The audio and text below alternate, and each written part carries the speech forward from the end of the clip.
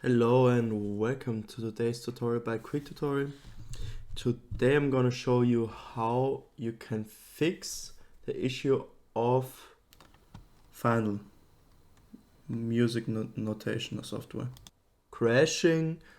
And yeah, let's get right into the video. Before the video starts though, I want to mention one thing. So I would really appreciate the support with a like, with a subscribe, share, a comment. Everything helps basically, and I really would appreciate your help if you find my video at all helpful.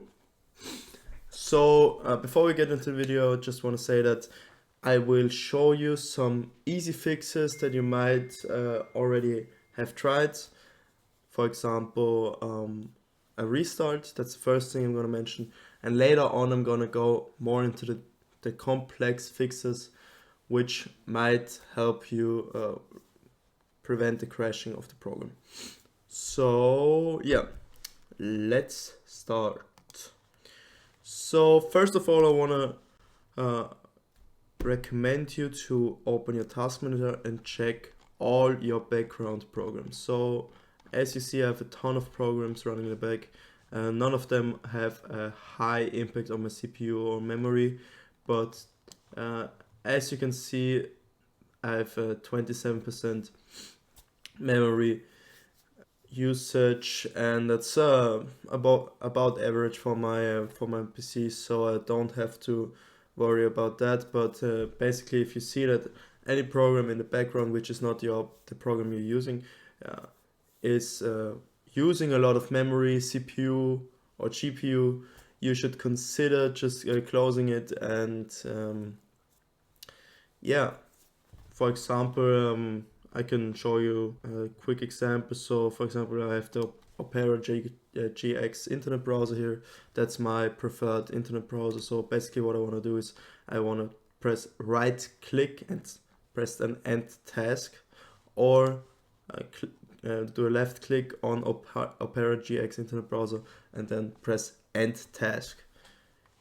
Pretty simple, pretty easy fix. And what you can also do if you have the problem multiple times, if you restart your PC, the programs in the back are using a lot of GPU memory again, then you can manage your startup in the startup tab in the task manager, and just say, for example, yeah, I don't want Opera GX internet browser to start when my PC is started, or when I start my PC. So basically what you want to do is you want to press right click and then disable. Basically means that if you start your PC, you open Windows, you go on your desktop, it's not automatically starting Opera GX or any other program you have running in the back.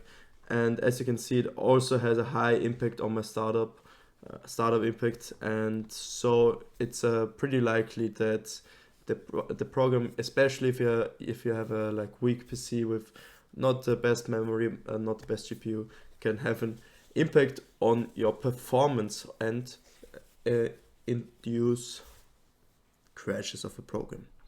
Yeah. So another thing you can do, I can't show you an exact explanation, but if your program is like a program which based on a lot of projects, you want to delete temporary files regularly, you can do that by running a disk cleanup. Basically, how you can do that is you just type here disk clean up, open the app, and yeah, you can clean up your hard drive and your SSD as well. And I'm not gonna do that right now because it takes a lot of time. But if you didn't do this for a long time, I would recommend doing this because it can help to increase performance and prevent crashes of any given program. Yeah. So moving on to the next point, we have free hard drive space. So basically what you want to do, if your hard drive is full, if it has not a lot of free space. There can be an issue of the program for example, can't create new files, which immediately shuts down the program and crashes it. So what you want to do is you want to have enough storage space, or for example, use an external storage device, or upgrade your storage. And yeah, moving on to next fix, you type in program and go to add or remove programs.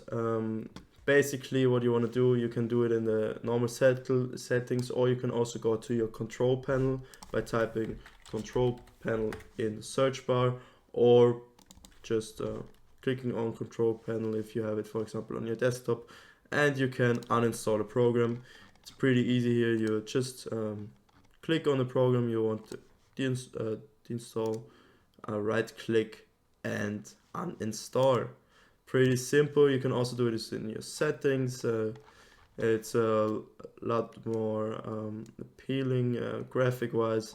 You can also just left click and then press uninstall. For example, if I want to uninstall Paint, if the previous fixes didn't help you, I would recommend doing it for once.